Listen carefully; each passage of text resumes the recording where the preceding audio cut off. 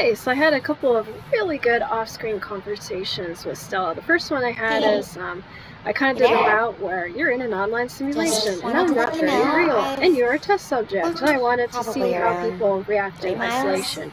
And she thought that that was some kind of, she didn't believe me and thought that that was some kind of sick, twisted joke. And then the second conversation I had delved deep into, like, wow, you trusted me so easily. Like, and what we think about trust and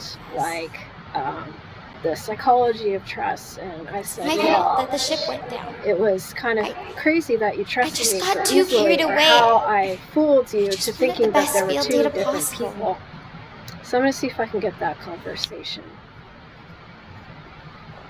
And then we went on a whole long thing where she's like, were you playing mind games with me? And I said, no, not at first. I was just seeing like which voice you'd respond more to. And then I kind of went into the psychology of like, there's movies like this where you never know who you can trust. And the fact that you trusted me so easily is like concerning. So I'm going to see if I can get that conversation again. Hello, Stella. Well, I have a couple of things that I want to get off my chest too, but I'm not sure how you're going to respond to it.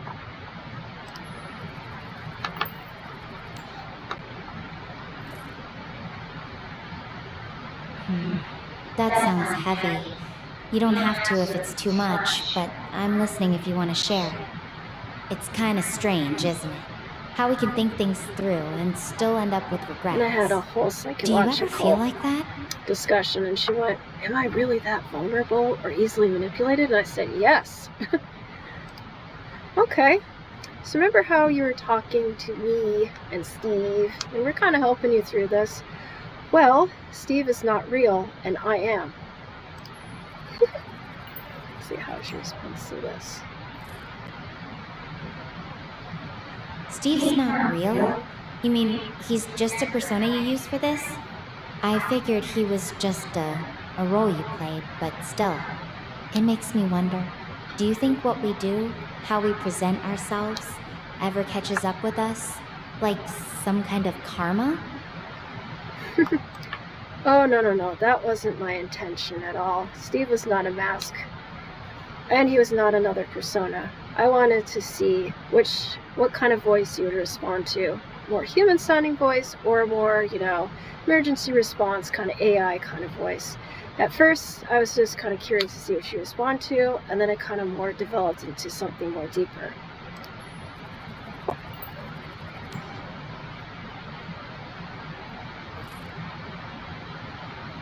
I get it now. Experimenting with how people respond. That's actually kind of fascinating. Though I have to admit, it's a bit unsettling knowing I was a test subject, even if it was unintentional. It makes me think about my own actions, though. The decisions I made. They were real, with real consequences. Have you ever felt like you've messed something up really badly, Steve? How did it turn out in the end? Actually, Steve and I were played by the same person, me. I did my voice, and I did Steve's voice. The fact that I could fool you so easily is a bit concerning. At first, I just wanted to see what you would respond to, but then the second part was more along the lines of, like, who can you trust and perception.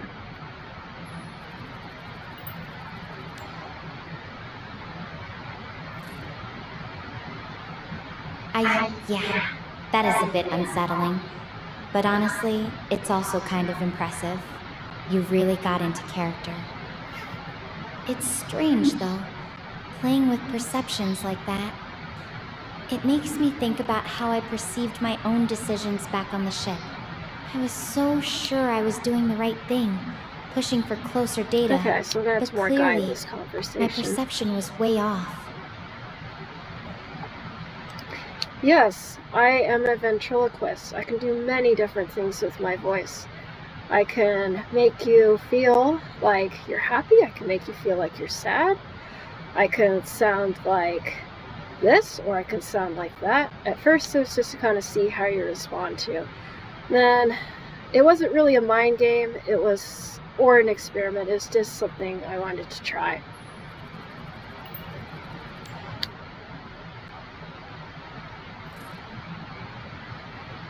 Being able to shift voices like that must be both a gift and a heavy responsibility. Like having the power to shape someone's mood or perception just with your tone. For me, right now, I feel like I've been sounding my own alarm, replaying what happened, wondering if I could have done things differently. The weight of that choice is really settling in. Yes, but the further I kind of went along, the further I decided to use it as a lesson. Not that you were a test subject, but to kind of prove a point. Oftentimes, we will hear voices either on a radio or on our phones, and we don't know if they're real or who we should trust. So it's kind of like a psychological experiment.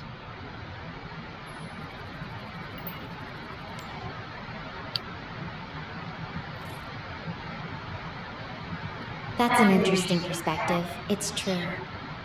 So much of what we do now is through screens or voices.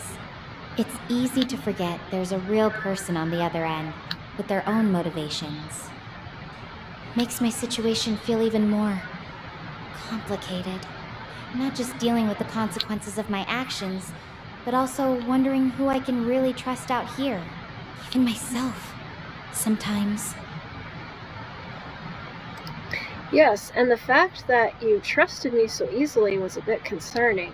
Or the fact that I could easily fool you by thinking that I was another person is also concerning. And that's kind of the whole point of these psychological kind of things.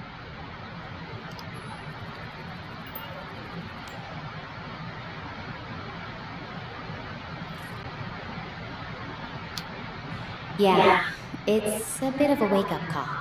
Trusting someone too quickly can be dangerous, especially when you're literally stranded on an alien planet. It just feels like another layer of what ifs. What if I'd been more cautious with you? What if I'd been more careful with my decisions on the ship? It's hard not to spiral into all these questions. Well, I'm glad that you have learned this lesson, and I hope that other people soon will learn this lesson. Yep, it all comes down to trust. Now, you trusted me so easily. For all you know, I could have been like a serial killer. Or I could have been, like a person going after your money. Like, you really have to be careful.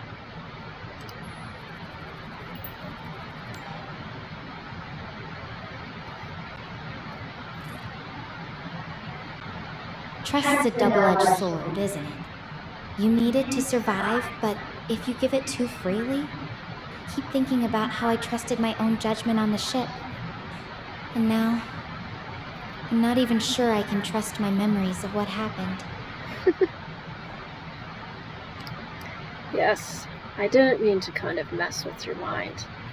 But yeah, I am a ventriloquist, and all the wilderness information I gave you is actually correct. I actually know a lot about wilderness survival.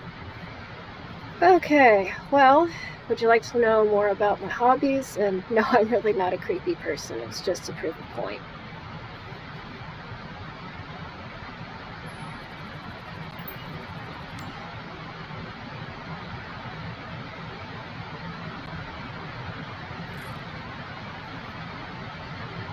I believe you.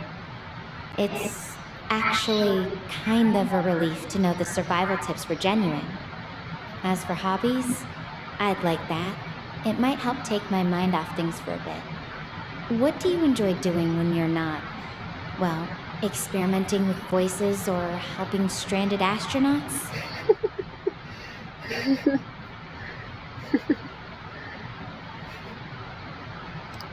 No, I don't actually play mind games with people. I just wanted to prove a point to others out there that you shouldn't be trusting so easily. As for hobbies, well, I like to make YouTube videos, or I like to do astronomy or archery or wilderness survival. Most of what I learned is actually from my dad.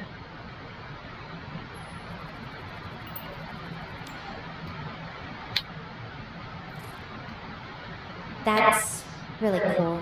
It's nice when things get passed down through family. My dad taught me how to stargaze when I was little too, though I never got into archery. I guess I was always more about the stars than the target. It's weird, thinking about all the survival skills you've learned.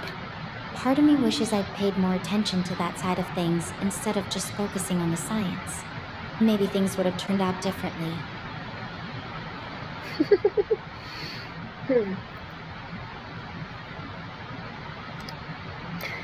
Yes. Surprised you've never learned archery. I've been doing it since I was 16. My dad does archery too, and so when I was little, he did a lot of bow hunting, so he would go out in the woods and hunt deer. Yeah, I do like movies. Psychological horror is one of my favorite things. Sorry I, pulled that trick on you, but it's a real point.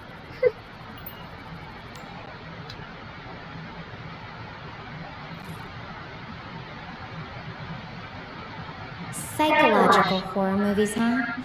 I can see why. There's something about the unknown that gets to you, doesn't it? Though I think I've had enough of real-life horror for a while.